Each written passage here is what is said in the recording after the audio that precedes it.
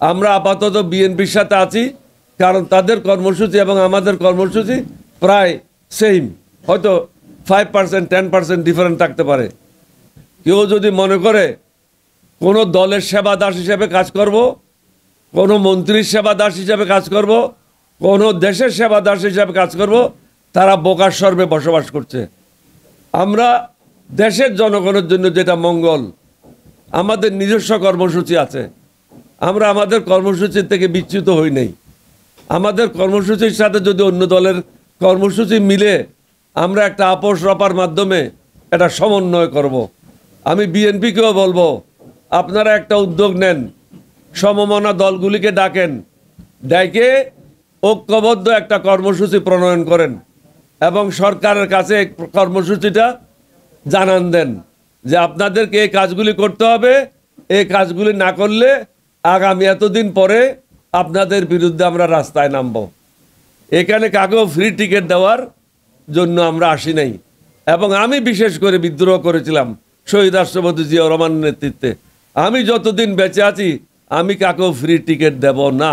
ইনশাল্লাহ আল্লাহর মেহরবানিতে জনগণের মঙ্গলের জন্য যেটা করার দরকার আমরা সেটা করে যাব। এলডিবির পক্ষ থেকে গ্যাসের সমস্যা হচ্ছে, গ্যাসের দায়িত্বে যিনি উপদেষ্টা আছেন তিনি অভিজ্ঞ লোক, তাকে আমি অনুরোধ করব নতুন গ্যাস কূপের অনুসন্ধান করেন। এখানে অসময়ে এখন বিশ্ববাজারের দাম ঊর্ধ্বগতি, বাংলাদেশের প্রত্যেকটা জিনিসের দাম ঊর্ধ্বগতি। এই সময় গ্যাসের দাম বৃদ্ধি করে জনগণের দুর্ভোগ বাড়ানোর চেষ্টা করবেন না।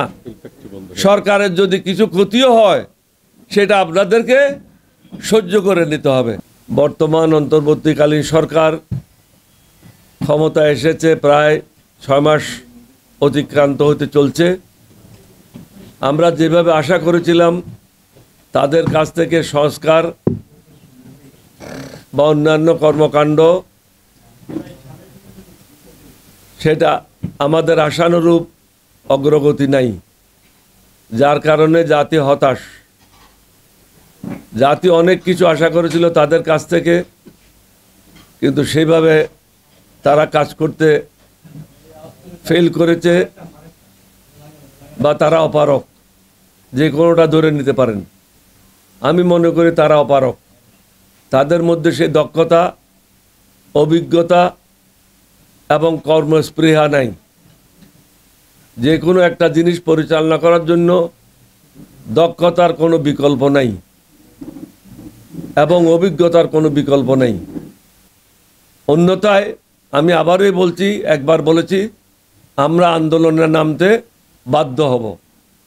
আমি বিএনপিকে অনুরোধ করব, আমরা সর্বাগ্রে আমাদের প্রেস কনফারেন্সের মাধ্যমে বলেছি একটা জাতীয় ঐক্য প্রয়োজন। এখন আপনারা এটা উপলব্ধি করছেন জাতীয় ঐক্য প্রয়োজন 6 মাস পরে। আমরা 8ই আগস্ট এই কথাটা বলেছিলাম। প্রত্যেকটা রাজনৈতিক দলকে বসে ন্যূনতম কর্মসূচির ভিত্তিতে একটা জাতীয় ঐক্য গড়ে তুলতে হবে, যার মাধ্যমে তত্ত্বাবধায়ক সরকারকে বলতে হবে যে আপনাদের কর্মকাণ্ড এর মধ্যে সীমাবদ্ধ রাখতে হবে, এটার বাইরে কোনো কর্মকাণ্ড হবে না। আপনারা সংস্কার করেন, আমাদের কোনো আপত্তি নেই।